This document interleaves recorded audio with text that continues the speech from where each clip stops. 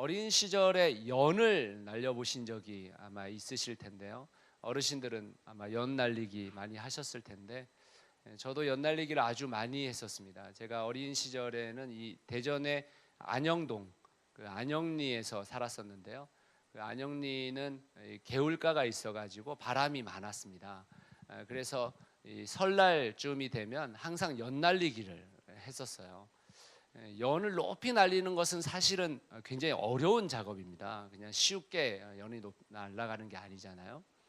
그런데 그 연 날리기 중에서 제일 이 재밌는 것은 사실은 연싸움이죠. 연싸움. 제가 살던 동네에서는 설 일주일 전에 연싸움을 준비했었습니다.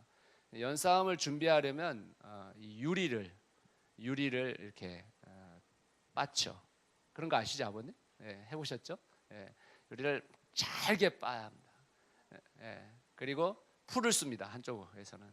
그래서 그 풀에다가 유리 조각들을 다 넣고 나서 한두 시간쯤 놔두면 잘 섞입니다. 그러면 그것을 붓을 가지고 실타래를 길게 늘어뜨려서 그 실에다가 일일이 다 바르는 거예요. 되게 어렵습니다. 여러분 얼마나 높이 올라가요, 실이? 근데 그 실이 어디서 끊길지 모르잖아요. 그러니까 이기기 위해서는 처음부터 끝까지 잘 발라야 합니다.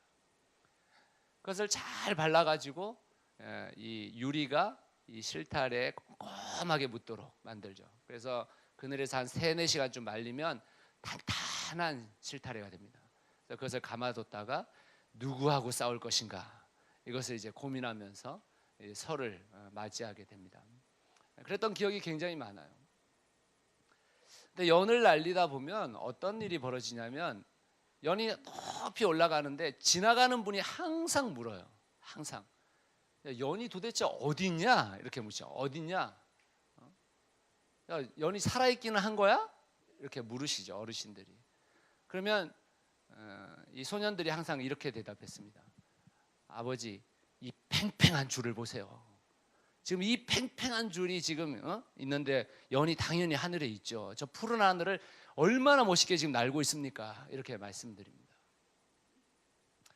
저는 어린 시절에 그 연 날리기를 떠올릴 때마다 보이지 않는 살아계신 하나님이 계시고 우리가 있는데 그 보이지 않는 하나님이 정말 살아계시다라는 것을 보여주는 실타래, 그 팽팽한 실타래가 우리에게 있는가라는 생각을 해보게 됩니다.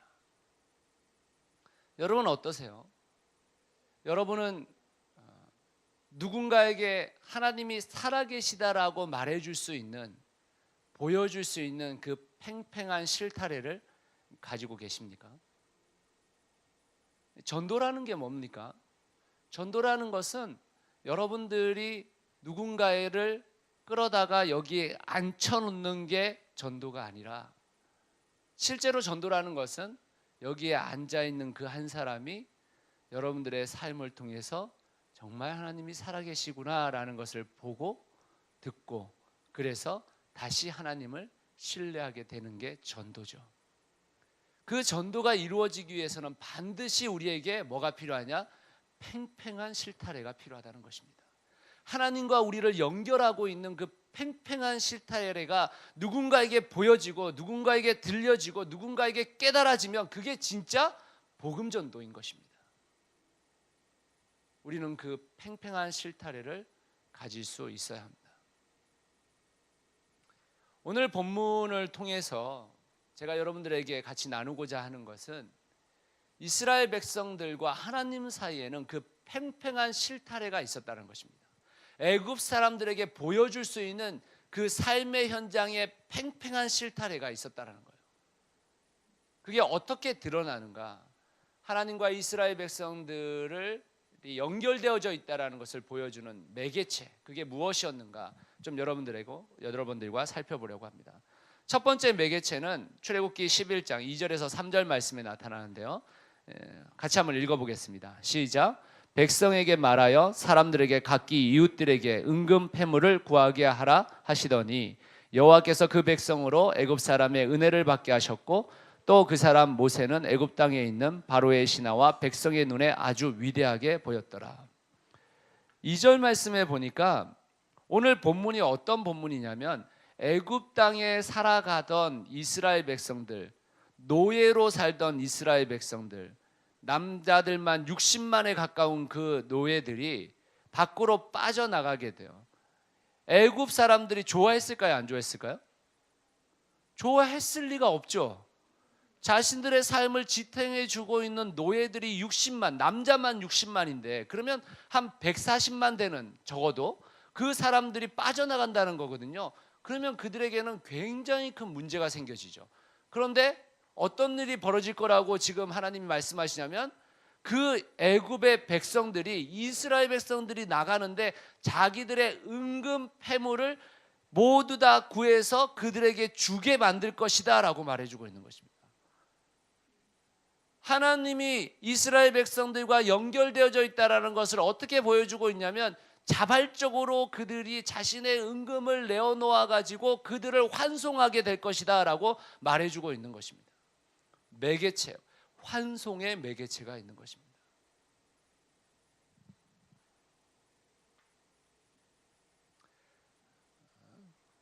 그 환송의 매개체는 사실은 이스라엘 백성에게도 이상한 일이고 애굽 백성에게는 더 이상한 일입니다.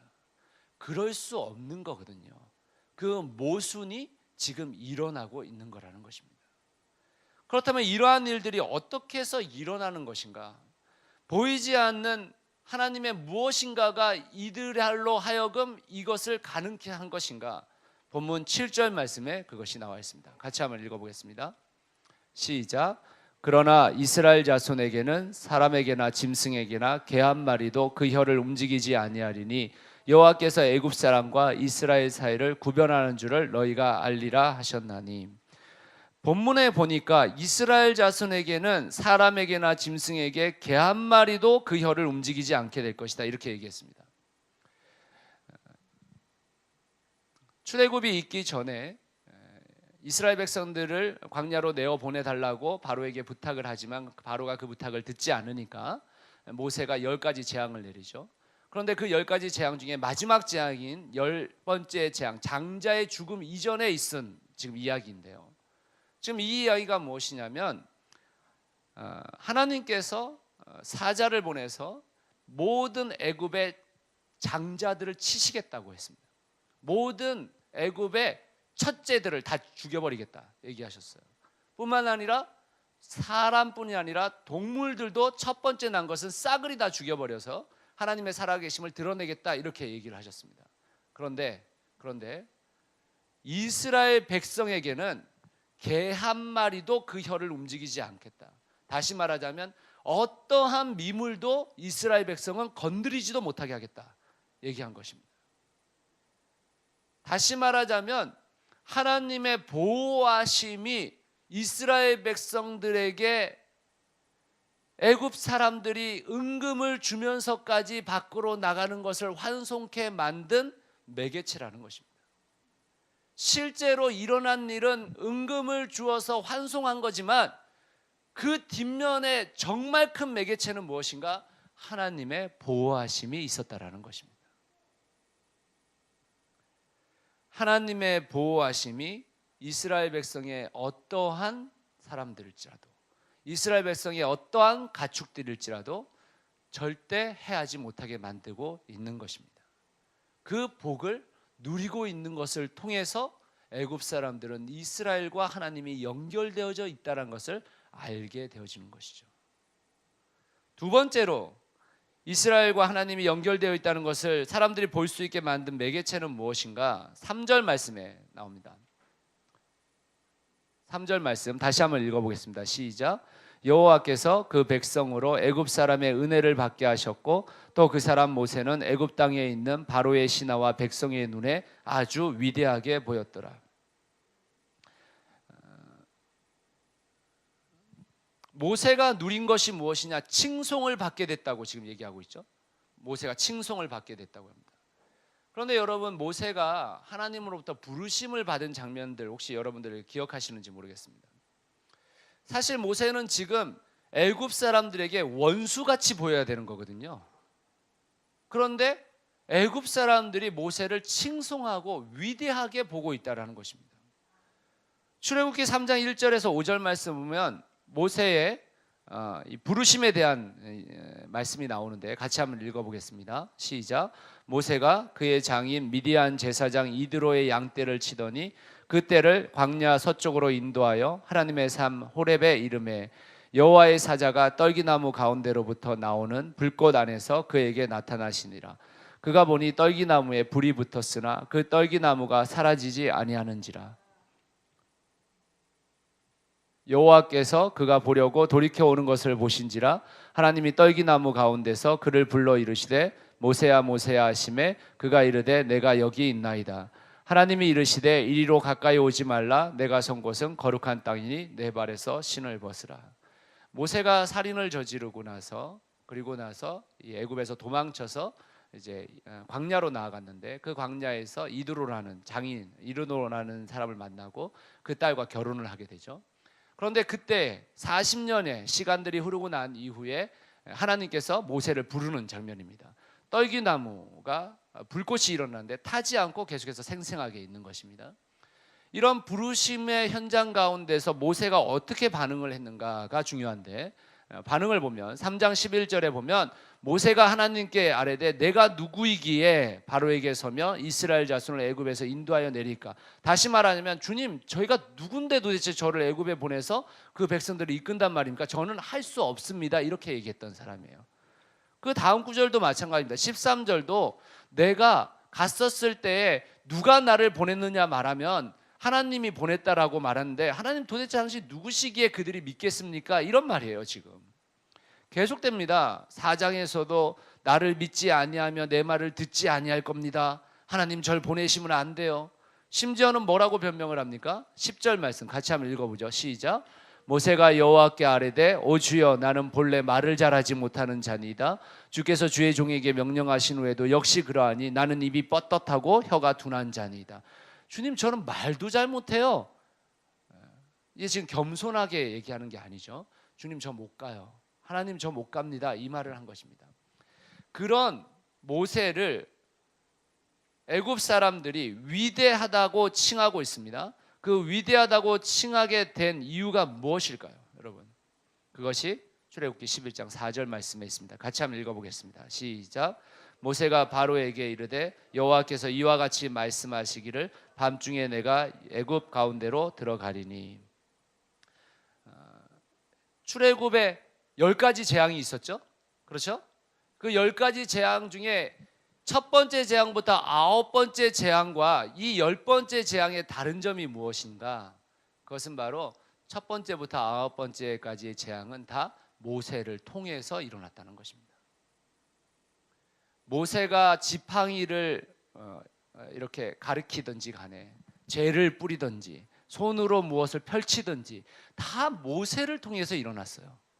그런데 이 10번째 재앙만은 모세도 알 수 없고 이스라엘 백성도 알 수 없이 여호와께서 그 애굽 가운데로 직접 들어오시겠다고 말한 것입니다.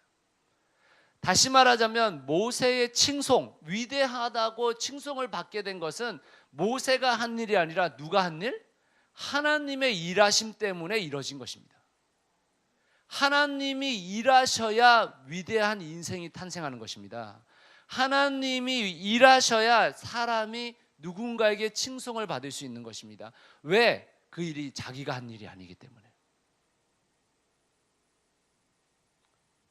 하나님의 일하심은 보이지 않는 복 같지만 보이는 복을 만들어낸 근원입니다. 그 기원에는 하나님의 일하심이 있었던 것입니다.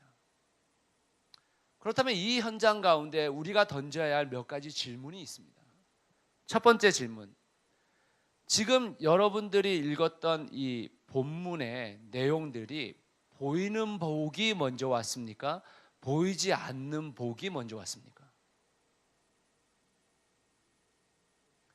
구절상으로 따지면 보이는 복이 먼저인 것 같아요. 그런데 보이는 복은 보이지 않는 복 이후에 나타날 현상을 하나님께서 말씀해 주신 것입니다. 보이지 않는 복이 먼저입니다. 하나님이 보호하시니까 애굽 사람들이 자신의 은금을 내어놓고 환송을 하는 것이고, 하나님이 일하시니까 모세가 그렇게 자기가 안 가겠다고 뺐던 모세가 위대하다고 칭송을 받게 되는 것입니다. 보이는 복이 먼저입니다. 보이지 않는 복이 먼저입니다. 보이는 복이 먼저가 아닙니다. 보이지 않는 복이 없이 보이는 복부터 받게 되면 어떻게 될까요? 그 보이는 복의 노예가 되어집니다. 그리고 망합니다. 많은 그리스도인들이 보이는 복에 집중합니다. 보이지 않는 복을 건너뛰려고 합니다. 그러니 보이는 복도 누리지 못하는 경우가 허다합니다. 하나님이 일하시는 역사를 본 적도 없고 하나님의 보호하심을 받는 보호받음도 기억이 없습니다. 하나님이 일하시고 하나님이 보호하셨기에 모세와 이스라엘 백성들은 보이는 복도 누릴 수 있게 되는 것입니다. 보이는 복은 받지 않아도 돼요. 사실은 보이지 않는 복만 있으면 사실은 보이는 복은 아무것도 아닌 것인데 그 보이는 복에 매몰되어져 있는 우리의 인생들을 보게 되는 것입니다. 저는 새누리 삼교의 모든 식구들이 보이지 않는 복을 누리시기를 간절히 소원합니다. 하나님의 일하심을 보십시오. 하나님의 보호하심을 경험하십시오. 그러면 그 뒤의 것은 아무것도 아닌 것입니다. 두 번째 질문을 던질 수 있습니다. 그렇다면 보이는 복은 이스라엘 백성들이 어떻게 했을 때 누리게 된 것인가? 보이지 않는 복과 보이는 복이 있는데 그 보이지 않는 복이 보이는 복으로 바뀌어지는 그 현상은 무엇을 할 때 가능해진 것인가를 생각해 보십시오. 무엇을 할 때입니까? 떠날 때입니다. 떠날 때. 떠남을 통해 누리게 된 것입니다. 이스라엘 백성들이 애굽을 떠나겠다라고 결정하고 떠날 때 누리게 된 것이에요. 떠나기 전에 누리게 된 것이 아닙니다. 많은 분들이요, 이스라엘 백성들이 노예 생활을 하고 있기 때문에 다 그 나라를 떠나고 싶었을 거라고 생각한다는 거예요. 그렇지 않습니다. 이스라엘 백성들이 애굽에 들어오게 된 계기를 한번 생각해 보세요. 어떻게 해서 들어오게 된 것입니까? 요셉을 통해서 들어오게 된 거예요. 요셉이 애굽의 총리 시절에 있었을 때 그 애굽에 이 요셉이 야곱을 비롯한 70명의 사람들을 초대하게 되잖아요. 그때부터 시작된 것입니다. 다시 말하자면 요셉의 시대뿐만 아니라 수백 년의 시간들을 요셉을 통해서 누릴 엄청난 것들을 누렸다라는 거예요. 애굽에서 엄청난 것을 누리다가 요셉을 모르는 왕들이 나타나면서 점점점 더 노예 생활로 바뀌어지게 된 것입니다. 그렇다면 여러분, 이 노예 생활을 하고 있는 이스라엘 백성들이 뭘 꿈꿨을까요? 예전의 영광을 꿈꿨을 것입니다. 그렇지 않겠어요, 여러분? 예전에 우리 조상들로부터 들었던 그 영광, 그 누림, 그것을 꿈꿨지 어디 나가가지고 우리가 새로운 나라를 만들고 우리가 새로운 곳에 정착하는 거, 이런 거 꿈꾸지 않았습니다. 그들의 노예 생활에서 나오는 것이 결코 그들도 달갑지 않게 여겼던 것이라는 겁니다. 애굽이라는 땅이 어디 있었는지를 보면 실제적으로는 훨씬 더 가깝게 느껴질 수 있어요. 이스라엘이라는 땅이 있으면요, 애굽이라는 땅은 지중해에 붙어있는 이스라엘의 남반부 끝에 있습니다. 다시 말하자면 애굽에서 나온다라는 것은 무슨 말이냐면 바로 광야를 직면한다는 뜻이에요. 나오고 싶었겠어요, 여러분? 광야에 무슨 먹을 게 있어서, 광야에 도대체 뭘 해서 살 수 있어서 나오고 싶었겠습니까? 나오기 싫었어요. 이스라엘 백성들의 대부분은 나오는 것을 걱정하면서 나왔을 것입니다. 그런데 하나님께서 모세를 통해서 열재앙을 통해 그들이 나갈 것을 명했었을 때 그들이 나갔어요. 나갔었을 때에 보이는 복이 시작된 것입니다.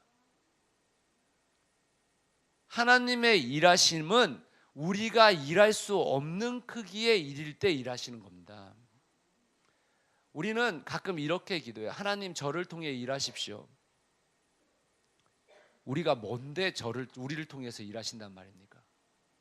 여러분, 그거는 기도는 이루어지지 않는 기도예요. 사실은 잘 생각해 보세요. 지금 하나님의 일하심에 우리가 동참하는 것, 뛰어드는 것, 우리의 상황을 떠나서 뛰어드는 것이지 하나님이 지금 우리의 상황으로 와서 여기에서 일하시는 게 아닙니다.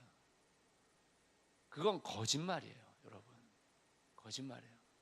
하나님은 지금 면면히 당신의 역사의 일하심을 통해 일하고 계신 것입니다. 하나님을 믿는 자들은 어떻게 되는 것입니까? 그 역사의 현장으로 우리가 뛰어드는 것입니다. 우리의 환경과 우리의 상황을 내려놓고 하나님의 것이기 때문에 우리가 뛰어들게 되는 거예요. 그게 떠남입니다. 떠남.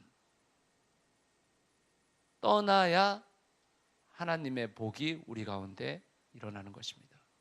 430년의 익숙한 공간, 익숙한 환경, 익숙한 고향을 떠나야 하는 이스라엘 백성들을 통해서 하나님은 그 복의 시작을 이루신 것입니다. 지난주에 우리가 살펴봤던 순종이라는 그 주제 아래서 살펴봤던 4명의 사람들을 한번 생각해 보십시오. 그 사람들이 어떻게 복을 이루게 되었는가? 다 떠날 때예요. 다 떠날 때. 다 자기의 익숙한 것을 떠날 때 비로소 시작된 것이 복입니다.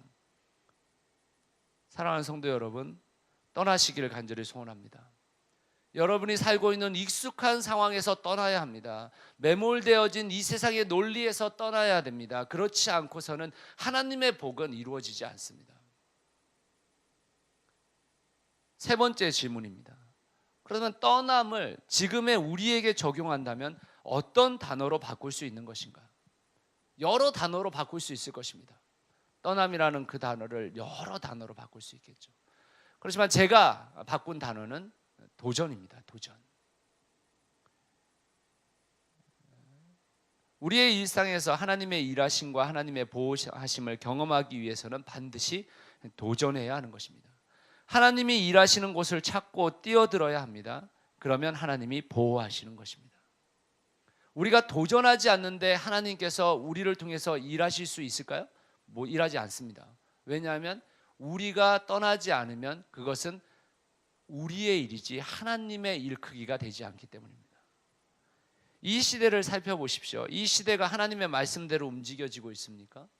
이 시대는 세상의 논리대로 움직여집니다. 어느 누구도요, 자신의 삶을 헌신해서 다른 사람을 위해 살겠다고 생각하지 않아요. 더불어 생각을 나누고 함께 자신의 것을 나누겠다고 생각하지 않습니다. 수많은 경쟁을 통해서 승자와 패자를 나누는 시대가 되었습니다. 그 경쟁을 우리는 당연한 것으로 받아들이고 있어요. 우리가 살아가는 이 한국 사회는요, 서로 무한 경쟁을 시키는데 무한 경쟁 가운데서도 개별 경쟁을 시켜요. 여러분, 아주 무식한 방법으로 이 세상을 지금 살아가게 만들고 있는 것입니다. 우리 주위에 있는 사람들을 한번 살펴보십시오. 많은 사람들이 분노에 차서 살아갑니다. 그 분노를 누군가에게 터뜨리며 살아가요. 멈추지 않고 살아갑니다. 남편과 아내가 서로 분노하고요, 서로 경쟁을 합니다. 남편과 아내가 서로 경쟁을 해요. 우리 아이들은 어떻습니까? 자기 친구들하고 늘 경쟁을 하며 살아갑니다. 그 경쟁을 끊을 수 있는 방법이 없다고 우리는 생각해요. 그래서 우리가 하는 방법이 뭡니까? 우리 아이들한테 더 많은 걸 투자해가지고 더 경쟁력이 있는 애들로 만드는 것이죠. 여러분, 이 세상에 그 경쟁을 하지 않고 더불어 살아가는 방법은 없는 겁니까? 없습니까, 여러분? 어떻게 생각하세요, 여러분? 그런 세상은 절대 오지 않습니까? 그런 가르침은 무용지물에 불과합니까?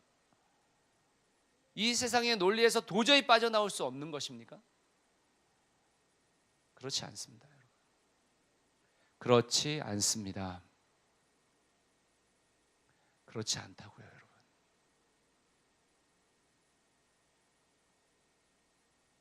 그렇지 않다는 것을 여러분이 아셔야 됩니다. 하나님이 일하시는 곳은 그렇지 않습니다. 하나님이 일하시면 절대 그렇게 되지 않습니다. 우리가 우리의 생각으로 일하기 때문에 그렇게 되는 것입니다. 하나님이 보호하시면 절대 그렇게 되지 않습니다. 우리가 우리 자신을 보호하고 우리 자식을 우리가 보호하려고 하기 때문에 그렇게 되는 것입니다. 사랑하는 여러분, 도전하십시오. 하나님의 보호와 하나님의 그 놀라우신 일하심을 경험할 수 있는 위험한 일에 뛰어드십시오. 그러면 가능해집니다. 우리의 인생이 얼마나 남았다고 생각하십니까? 여러분의 인생은 얼마나 남으셨습니까? 여기 어르신들이 계신데 제가 이런 말씀 드려서 죄송합니다. 우리 인생 얼마 안 남았습니다. 지난주에 느사랑교회에서 사역하던 제 후배 97학번 목회자가 2년 반 전에 갑자기 이 병이 발병해서 2년 반 동안 거의 식물인간이었다가 지난주에 하나님 곁으로 갔습니다. 여러분, 우리 인생이요 정말 얼마 안 남았습니다. 하나님의 말씀대로 살아가는 그 도전의 삶을 살아갈 수 있는 기회가 얼마 안 남았다고요. 진짜 얼마 안 남았습니다. 지금 여러분들이 뛰어들지 않으면 결코 이 세상은 하나님의 방법대로 살아가는 그 사람들이 많아지지 않습니다. 여러분들의 자녀는 어떨까요? 제가 말씀을 마무리하면서 북미에 있는 모나크 나비라는 이 나비를 좀 소개하려고 합니다. 날개를 펼쳤을 때 날개 길이가 9에서 10cm 정도의 평범한 나비입니다. 그런데 이 나비가 가을이면 수천 마리가 겨울을 지내기 위해서 또는 번식하기 위해서 남쪽으로 이동을 합니다. 그 이동하는 거리가 무려 2,900km입니다. 나비가. 그런데 이 나비가 봄에 그 지역으로 갔다가 다시 북미로 되돌아오는 중에 알을 낳습니다. 그리고 알을 낳고 부모 세대의 모든 나비들은 다 죽습니다. 그리고 그 봄에 낳았던 이 나비들이 애벌레가 다시 나비가 되어서 수천 마리가 되어서 다시 북미로 날아옵니다. 그러면 이게 지금 무슨 뜻이냐면 그 길을 모르는 새로 태어난 나비들이 부모가 갔던 그 길을 그대로 따라간다라는 말입니다. 심지어는 다시 그 북미에서 가을까지 보내고 가을에서 봄을 나기 위해서 다른 곳으로 이동하는 2,900km의 그 길이를 어느 누구도 가본 적이 없는데 그 길을 다시 간다는 뜻입니다. 여러분, 이것을 한번 우리의 삶에 적용해 보십시오. 이 시대를 살고 있는 우리는요, 이처럼 다음 세대에게 삶의 흔적을 그대로 남기게 되어 있습니다. 그 삶의 흔적을 따라 우리의 다음 세대가 살아가게 되는 것입니다. 우리가 걸었던 길을 우리의 자녀들이 걷게 될 것이라는 말입니다. 여러분, 괜찮으시겠습니까? 여러분이 지금 걷고 있는 그 길을 여러분들의 자녀들이 걸어도 괜찮으시겠습니까? 그 무한 경쟁의 시대 가운데서 여러분들의 자녀들이 걸어도 괜찮겠냐고요. 여러분들의 자녀 중에 몇몇의 사람들이나 지금 우리가 누리고 있는 이것을 누리고 살 수 있을까요? 여러분들의 자녀들을 정말 경쟁력 있게 키워가지고 상위 10%, 꿈꾸는 그 10%에 오르게 할 수 있겠습니까? 아니요. 그렇지 않습니다, 여러분. 우리들의 자녀들의 대부분은 그렇지 않습니다. 우리들의 자녀들의 대부분은 우리가 걸어가면서 우리가 죽어라고 개척했다고 생각한 그 길 속에서 정말 죽을 힘을 다해서 달려도 행복하지 않은 그 길을 또 걷게 될 것입니다. 여러분들의 삶을 그대로 배워서 우리의 삶의 그 길을 그대로 배워서 갈 거라는 것입니다. 그래도 괜찮으시겠습니까? 그래도 그 정도 걸어주면 다행이지라고 생각하십니까? 그렇지 않습니다, 여러분. 우리가 어떤 길을 걸어야 할지 정말 모르시겠습니까, 여러분? 우리가 정말 어떻게 살아야 될지 정말 모르겠습니까? 우리가 우리의 다음 세대를 생각하면 어떻게 살아야 될지 정말 모르시겠단 말입니까? 우리가 추구하고 있는 그 복을 우리의 다음 세대도 그대로 추구하게 될 것입니다. 우리가 세상의 논리가 아닌 하나님의 말씀대로 살면 우리의 다음 세대도 하나님의 말씀대로 살 겁니다. 그런데 우리가 세상의 논리대로 살면 우리의 다음 세대도 그대로 세상의 논리로 살 것입니다. 모나코 나비가 단 한 마리의 부모 나비가 살아있지 않아도 자신들이 가야 할 길을 그 흔적과 본능으로 알듯이 우리들의 다음 세대도 우리들을 통해 그 가야 할 길을 알게 될 것입니다. 우리가 하나님께 우리의 다음 세대를 위해서 하나님 우리의 다음 세대와 동행해 주세요라고 기도한다고 해서 하나님께서 우리의 다음 세대와 동행하는 것이 아닙니다. 우리가 기도한 그대로 우리가 살아야, 그 행동으로 우리가 살아야 우리의 다음 세대가 우리를 따라가게 되는 것입니다. 우리 교회가 추구하고 있는 다음 세대 사역이라는 것은 그런 것입니다. 넉넉히 가만히 앉아 있다가 제대로 될 인간은 10명 중에 1명 될까 말까 하는 이 시대를 살면서 그 시대를 그대로 놔두면서 우리 애는 잘 될 거야 라고 생각하면서 그대로 놔두고 있는 그런 다음 세대를 키우겠다라는 뜻이 아닙니다. 우리 교회가 지역사회를 섬긴다라는 사역은 지역사회 사람들한테 우리 교회 좋아요, 우리 교회 괜찮아요, 얼마든지 오세요 라고 이야기하면서 그 모든 것으로서 그치는 지역사회 사역을 하겠다는 뜻이 아닙니다. 우리의 것을 다 던져서 우리의 모든 역량을 다 쏟아 부어서 그 일을 하겠다는 것입니다. 왜냐하면 우리가 그렇게 하지 않는 한 우리 다음 세대에 희망이 없기 때문입니다. 사랑하는 성도 여러분, 여러분은 어떤 길을 걸어가실 예정이십니까? 괜찮으시겠습니까? 지금의 길을 그대로 걸어도 우리의 자녀들이 잘 될 거야 라고 생각하십니까? 우리의 다음 세대들이 괜찮을 거라고 생각하십니까? 아닙니다, 여러분. 아닙니다.